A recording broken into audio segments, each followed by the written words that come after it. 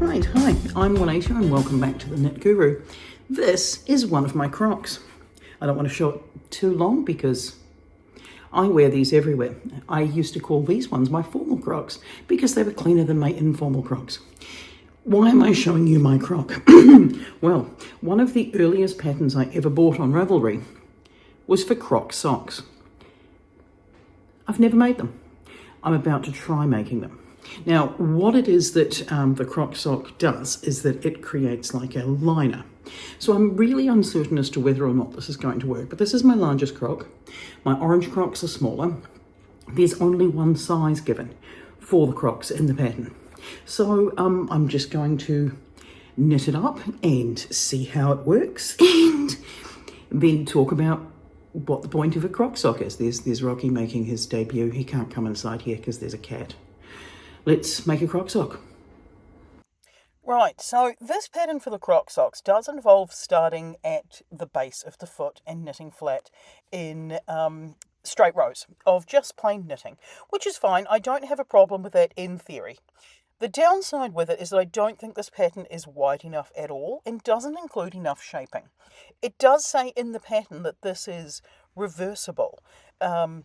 Not reversible, it's that both feet are the same. Reversible? No, not reversible. That both feet are the same. However, as you'll see as we knit through this, I've just been using some scrap yarn here as a test because I didn't want to go and pull out my good DK sock yarn until I knew that it was going to work and how the shaping filled up.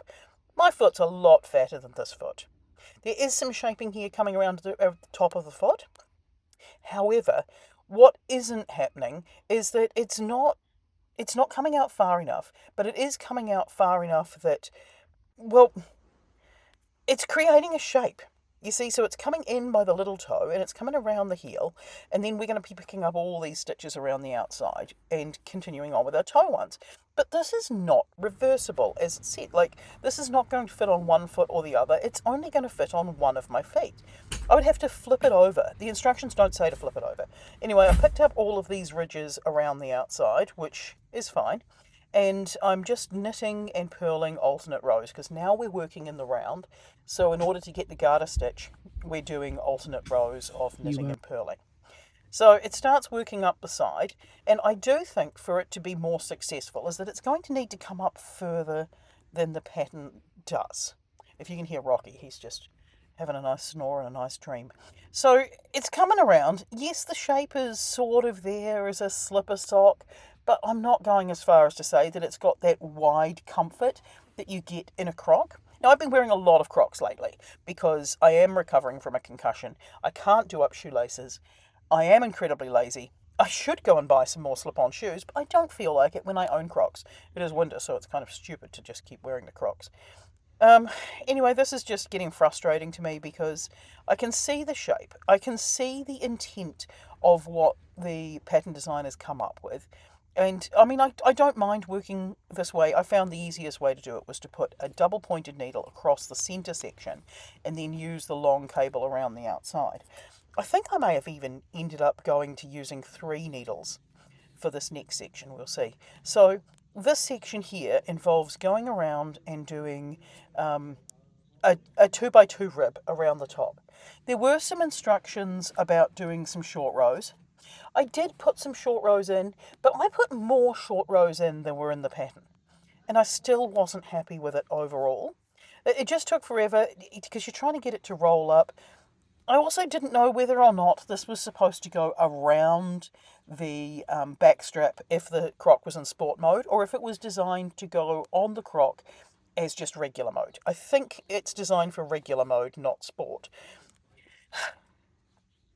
But it's just, yeah, that's around about where the pattern had to stop. I just kept going to try and get it looking like it did in the picture. You may notice I'm not even sharing the pattern with you because I paid for this pattern, and this pattern technically fits my size foot and my size Crocs.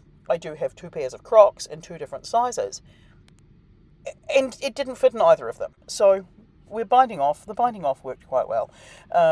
It looks nice. I mean, ignore the colours. It looks fine. It looks like it should. It's just too skinny. And if it's too skinny, it's not going to work inside a Croc.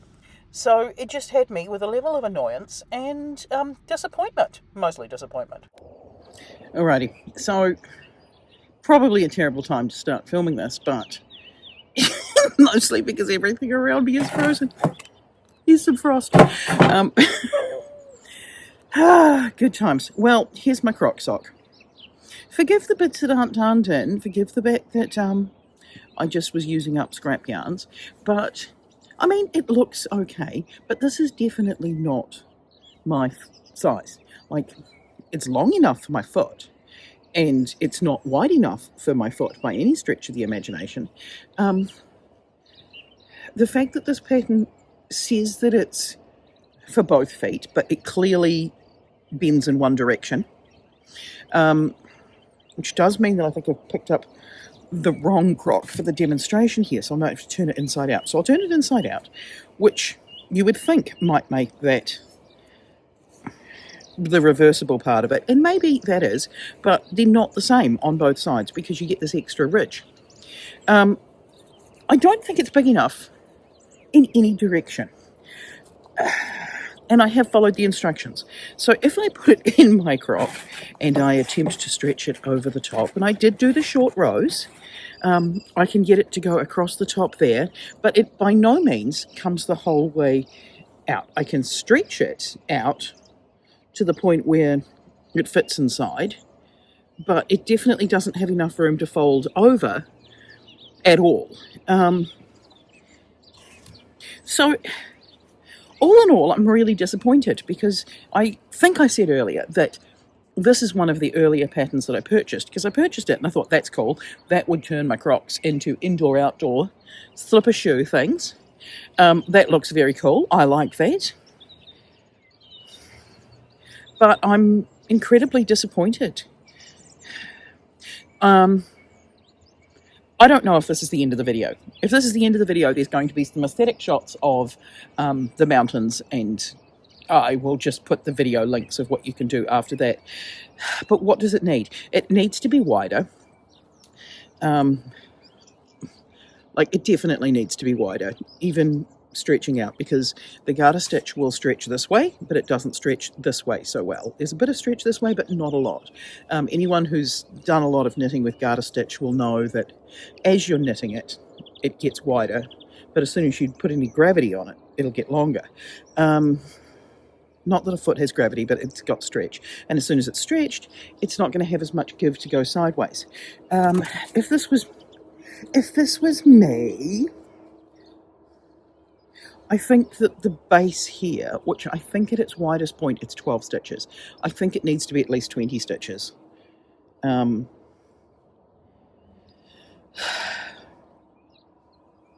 Yeah. I think this isn't long enough. I think, despite the fact that I did follow the instructions and this level of fold over does match up with what's shown in the picture, I don't think it's enough to actually go over the top of the shoe. I'm just now trying to work out whether or not it fits better in sport mode. It doesn't fit better in sport mode. It doesn't even fit on my foot. So I don't know. Am I going to change this and redo it so that it's wider at the bottom and that it truly is reversible, or that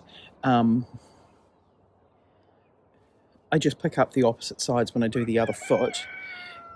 Do I add more depth to it overall, or do I just abandon this entire project and say, you know what, Croc Socks sounded like a hilarious idea way back when I purchased the pattern, but I probably should have made it 15 years ago. Am I going to link the pattern down below? I don't know. I don't know. There should have been some red flags. The red flag should have been the fact that it was in one size. And it being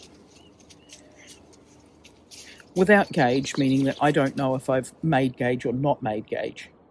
But I always make gauge. That sounds really egotistical, but I do always make gauge. So this might be the end of my Croc sock video. I was hoping that my final shot would be me walking in my farm shorts, and oh, now the sun's coming over the top of the house over there, so that's annoying. walking across a paddock in my little Croc Socks and because I call these my summer gumboots. And I have been wearing them to work lately, even though it's the middle of winter, mostly because I still get a bit dizzy with the concussion if I lean down for too long. So doing shoelaces. Oh, what is that dog doing? He's rolling in the frost. Like, what an idiot. He is wearing a jumper, but it now means that his jumper is going to be covered in frost. What am I doing with the boy? Honestly, Rocky. Oh. This could be the end of the video. Either that, or I'm going to intersperse it with a change in the pattern and some sort of finished project. We'll see. Because at the moment we're sitting here and it's mid-August, and I don't have this video scheduled to go up until Socktober, so there's a solid month in which I may decide to just change everything around and make it work. In the meantime, well, we'll see. Either way, I'll put some aesthetic mountain shots because it's a cold morning and there's snow on them, and it looks beautiful even if my toesies are chilly. All right, let's do that.